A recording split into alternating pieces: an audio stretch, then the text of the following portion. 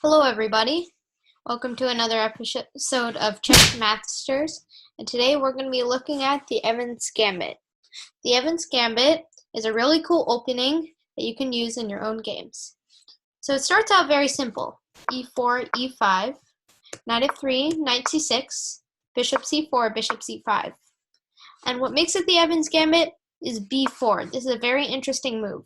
And if you don't know what a gambit is when you lose a little bit of material for the sake of your position. So it's to make your position better. So Evans Gambit accepted is when bishop on c5 takes on b4. And then c3, attacking the bishop. And today we're going to only look at if the bishop goes to c5. It can go to d6, e7, even back to f8. But today we're just going to be looking at the bishop going to c5. Bishop c5, okay, and then d4. This is a very interesting move, and you might be thinking, this is just losing so much material in the opening game. What's the point of this? But you'll see later that it will actually give you a big positional advantage. So takes. Don't take back yet. Instead, castle, because if the person is greedy and wants to take it, you can actually sacrifice your bishop, and when the king takes, you get this really nice fork on both the king and the bishop. And no matter where the king moves, you'll get the bishop back. Here, here, or here. Let's just do a random move on e8.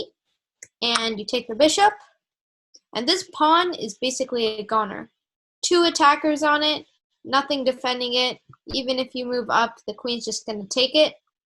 And that pawn is a goner. I'm just gonna do a developing move, and if you take, that pawn is a goner. And actually, you're only losing by 1 pawn, even though it looked like you lost so much material. It actually makes you, in the end, it makes you only be down by a pawn. Okay. Now we're gonna tell you about why is this Evans Gambit is beneficial. This position favors white usually because even though he is down a pawn's not that much. And as you can see, white's dark squared bishop is basically free. There isn't one square that he cannot move to with being captured, with the exception of h6. He cannot move to h6, but he can move to any other possible square that he can go to safely. So the bishop has easy access. What about the rooks?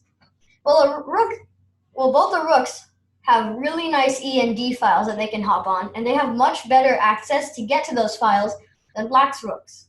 In case you noticed, one of white's rooks can get to the E or D files immediately, and one just needs to get the bishop out of the way. Also, he has much better placement of pieces and a lot more space. All that for a pawn is actually a really good deal. Okay, I hope you enjoyed part 1 of the Evans Gambit accepted. I hope you use this in future games that you play. Thanks for watching.